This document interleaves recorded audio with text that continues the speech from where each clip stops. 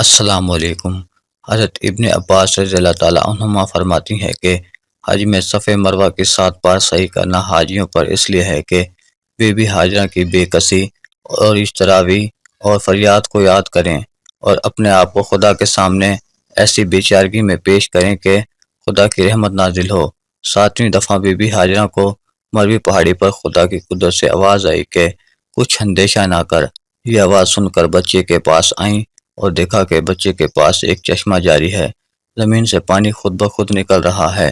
Be be Hajra بہت خوش ہوئیں، پھر اس پانی کے ارد گرد مٹی اور پتھر رکھ کر چھوٹے سے حوض کی شکل بنا دی کہ مبادا پانی ختم نہ ہو جائے۔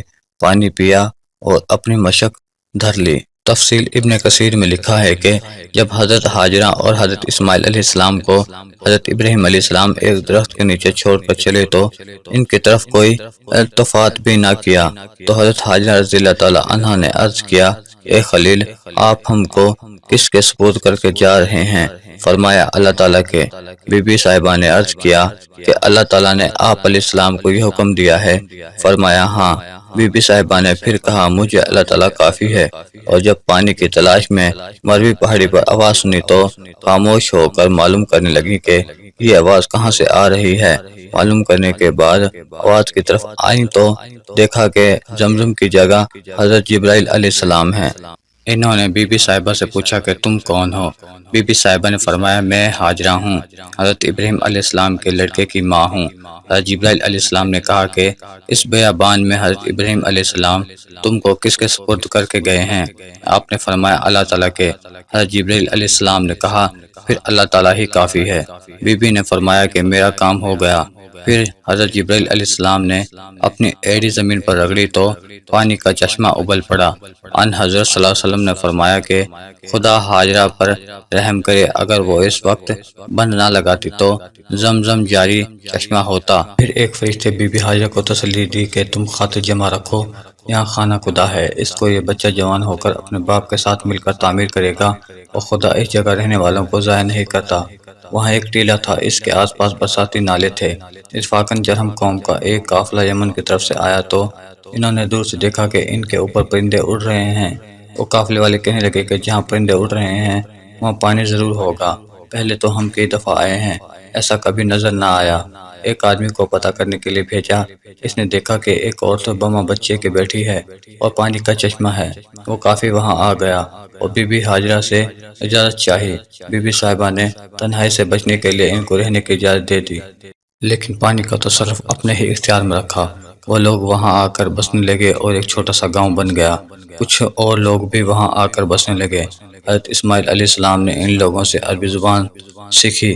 جب ختنہ کا حکم آیا تو اس وقت حضرت ابراہیم علیہ السلام کی عمر 80 برس تھی، اور قصص القرآن میں ہے کہ اس وقت حضرت ابراہیم علیہ السلام کی عمر 99 سال تھی۔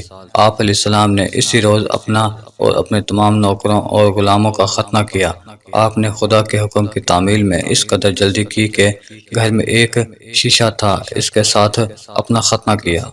جب سخت تکلیف ہوئی تو جناب الہی میں دعا کی، حکم ہوا کہ تم نے جلدی کی، ابھی تک تم کو طریقہ نہ بتلایا تھا، تم نے خود اپنے آپ کو ہلاکت میں ڈالا۔ عرض کیا الہی میں نے تیرے حکم میں توقف کرنا جائز نہ سمجھا۔ اور بحقی میں ہے کہ حضرت اسحاق علیہ السلام کا ختنہ 7ویں روز کیا تھا اور حضرت اسماعیل علیہ السلام کا 13 برس کی عمر میں کیا تھا، اور ہمارے پیارے نبی حضرت محمد صلی اللہ علیہ وسلم نے حسنین رضی اللہ تعالیٰ عنہ کا ختنہ بھی 7ویں روز کیا تھا۔ حضرت ابراہیم علیہ السلام نے ختنہ کا طریقہ جاری کیا ہے۔ اس سے پہلے ایک پیغمبر ختنہ شدہ پیدا ہوئے تھے۔ ہمارے پیارے نبی حضرت محمد صلی اللہ علیہ وسلم ختنہ شدہ ناپریدہ پیدا ہوئے تھے، اور سفید بالوں والے بھی سب سے پہلے حضرت ابراہیم علیہ السلام تھے۔ سفید بال دیکھ کر حضرت ابراہیم علیہ السلام نے عرض کیا کہ الہی بالوں کو یہ کیا ہوا؟ خدا نے فرمایا یہ وقار ہے۔